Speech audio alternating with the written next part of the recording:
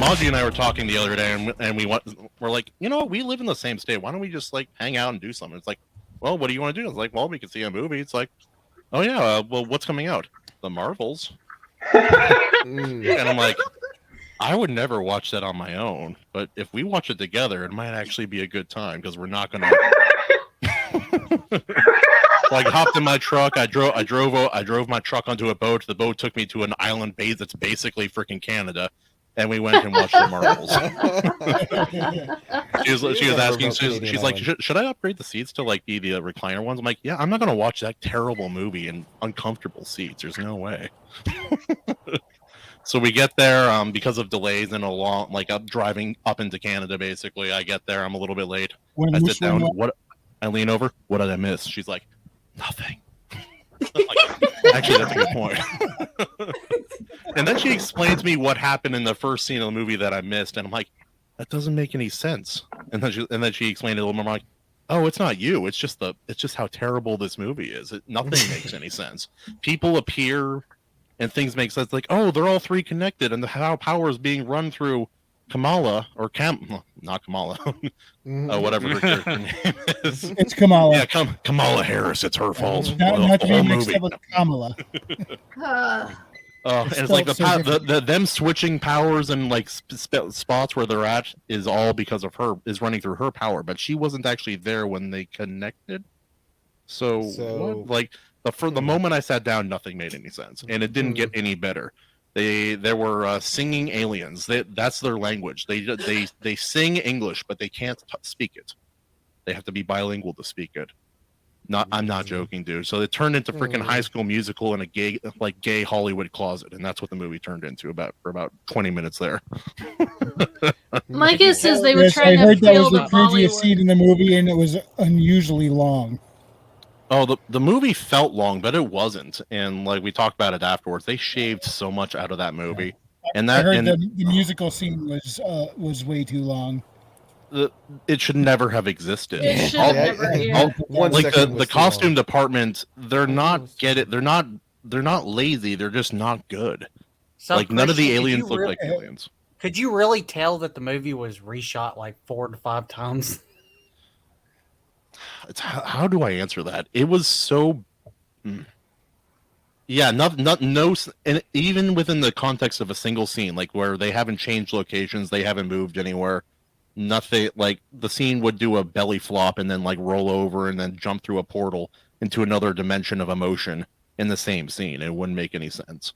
It doesn't help that Brie Larson has the acting ability of Dolph Lundgren on a bad day. It's like her. Actually, I heard she had gotten better. Not that it's better any, but she was a plank in the first movie. I heard she actually has up to 5 facial expressions in this one. Oh yeah, but this is the variation. Distress, it's sad, disdain, happy, irritation, anger, and angry woman face. Guilt. That's her emotions right there. And they're not well expressed. Yeah. And yeah, she's like, "Oh well, I'm used to being by myself." And yeah, but then you see some they had magic. Sorry, Maji, what was that? That wasn't me. Oh, Saki, sorry, too many people. Yeah, I said, didn't you see some black girl magic? Yeah, where she saves the universe. Yeah, I remember that. Oh, also the freaking cat. So I hate the cat.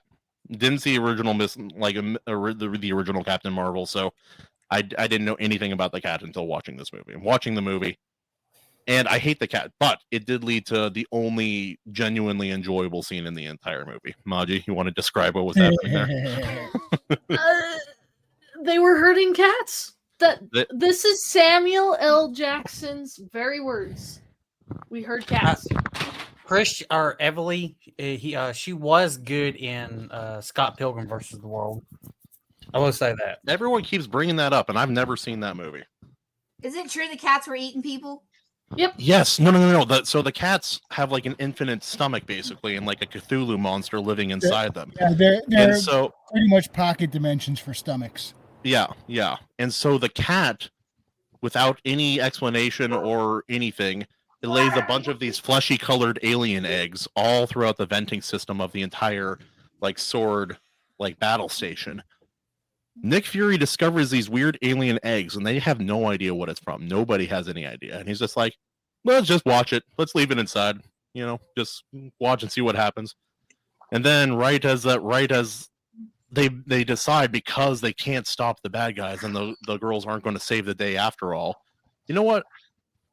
But like, we have to abandon ship. It's like, we don't have enough escape pods. What are we going to do? And then suddenly, all of these thousands of eggs hatch, and these little kittens come out. And they said, and to an old classical song, they start eating all of the crewmates in order to put the kittens on the limited, like, evacuation space. And so that was their plan that they came up with last second. It was a very Deus Ex Machina, but the strangest one that I've ever heard of. Well, but Fury was the Nick we saw in that movie was not the Fury we know. No, that we talked about that too. It's like, Nick Fury, the one that we knew from Avengers and pre-Avengers, like, he would never have found this weird alien egg inside a ship and been like, let's just watch it. Put it in like a glass cube over there, and let's just observe it, see what happens. It'll be fine. It'll be fine. Also, why is he buddy with this freaking cat? The cat scratched his eye out, like, that thing he talked about in the Winter Soldier, all serious like this. And now he's like, that still bugs me.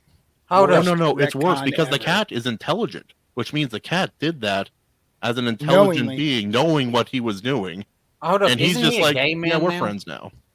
Oh yeah, no. So this isn't in this movie, but in the Secret Wars, the Disney Plus. I'd call it a show, but that feels like a disgrace to all shows that have ever existed. Okay. Which one? It's content. It's content. It was called Secret Wars, and it was he finds out that Invasions. Secret Invasion. Yeah, no. Nick Fury finds out that his wife has been an alien, dude, a Skrull, a trans dude, it's a man, the entire time, and he finds out, he's just like, that's cool.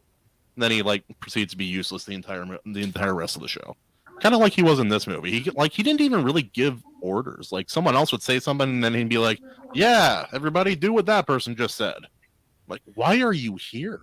What are you even doing, man? Tim Allen, the Nick Fury you grew up with, looks more like David Hasselhoff. And yes, he played a version of Nick Fury on TV once. Okay, isn't in the comics they made Nick Fury black, but they had like an alternate universe? Yeah, that's in the Ultimate Universe. And they drew a lot of Ultimate Universe on a lot of the Ultimate Universe for the MCU and mixed it with a lot of the 616 for the MCU. But the weird thing is in the comics, they made the white Nick Fury the actual father of the black one. Yeah, because they're trying to put the mainline Marvel universe more in line with the movies. But they drew a lot on the non-mainline for the movies. And now they're trying to kind of reconcile it all.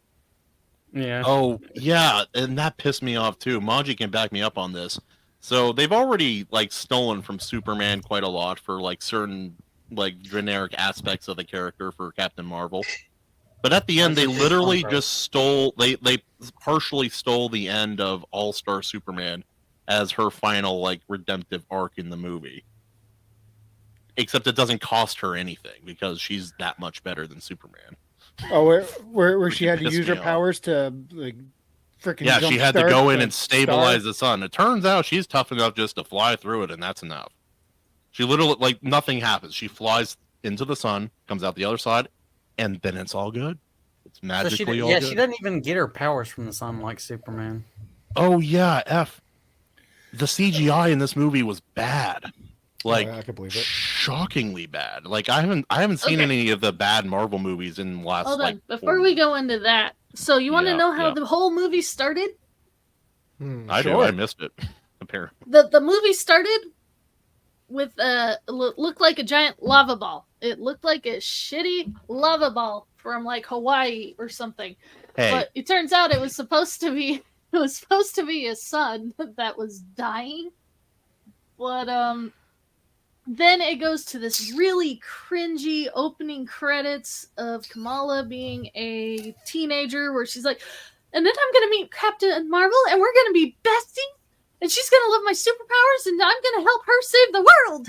Like there's like this cartoon. Calm down, sketch. She's a fangirl.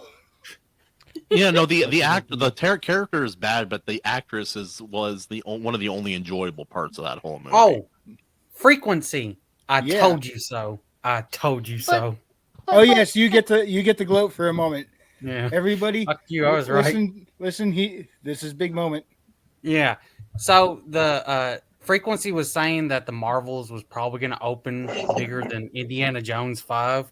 And I went, no. And it didn't. What was it? Indiana Jones opened at 60 million, somewhere around there. Yeah, This one opened up around like 47 million. 47 million.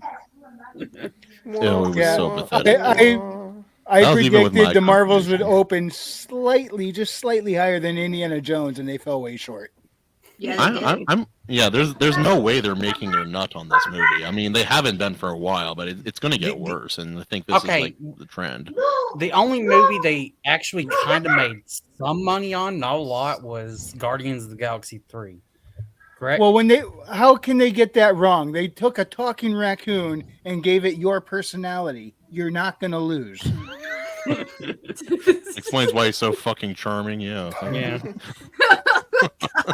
that is so true. He's going through. He fucks up all the plans. He's like, "Screw you guys! I'm doing what I want." But like the only other Billy Bob, is that successful you? movie since fucking Endgame has been the second Spider-Man, or not the third one, but Sony owns Yeah, that no one way, no. anyways. Mhm. So they only get 20% of the box office. Yeah, And Spider-Man's I- always I- in the middle of a custody battle. I enjoyed it. I enjoyed that movie, but that's mean- the only thing I've seen and enjoyed since.